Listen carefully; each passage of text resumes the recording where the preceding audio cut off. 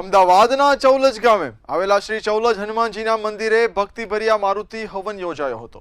મંતવ્ય ન્યૂઝના રાકેશભાઈ પટેલ અને જિગ્નેશભાઈ પટેલ દ્વારા આયોજિત આ પવિત્ર કાર્યક્રમમાં મોટી સંખ્યામાં ભક્તોએ હાજરી આપી અને હનુમાનજીના આશીર્વાદ મેળવ્યા હતા.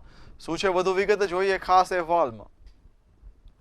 ચૌલજ ગામની પવિત્ર ધરા પર આવેલું શ્રી ચૌલજ હનુમાન મંદિર ભક્તિ અને આસ્થાનું અનોખું કેન્દ્ર છે. અહીં દરરોજ ભક્તો શ્રદ્ધા અને વિશ્વાસ સાથે હનુમાનજીના દર્શન કરવા આવે છે.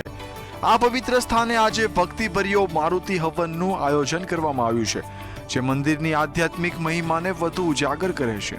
આ ભવ્ય ધાર્મિક આયોજન મંતવ્ય ન્યૂઝના રાકેશભાઈ પટેલ અને જિગ્નેશભાઈ પટેલ દ્વારા કરવામાં આવ્યું છે.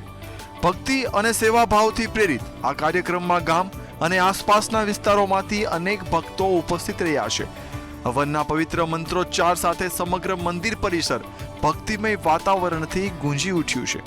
મારુતિ હવન હનુમાનજી પ્રત્યેની શ્રદ્ધા અને ભક્તિ વ્યક્ત કરવાનો એક પવિત્ર ઉપક્રમ છે. માન્યતા છે કે હનુમાનજીના આશીર્વાદથી ભક્તોના દુઃખ તેમજ કષ્ટો દૂર થાય છે અને જીવનમાં સુખ, શાંતિ અને સમૃદ્ધિ પ્રાપ્ત થાય છે.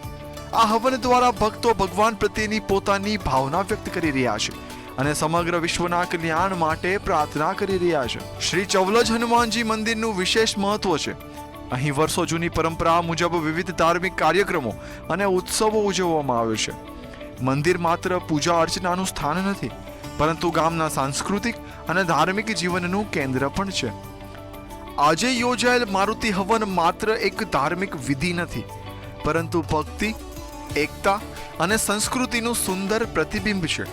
મંતવ્ય ન્યૂઝના રાકેશભાઈ પટેલ અને જિગ્નેશભાઈ પટેલ દ્વારા આયોજિત આ કાર્યક્રમ ભક્તોને આધ્યાત્મિક શક્તિ અને સકારાત્મકતા આપનાર બન્યો છે. બ્યુરો રિપોર્ટ, મંતવ્ય ન્યૂઝ.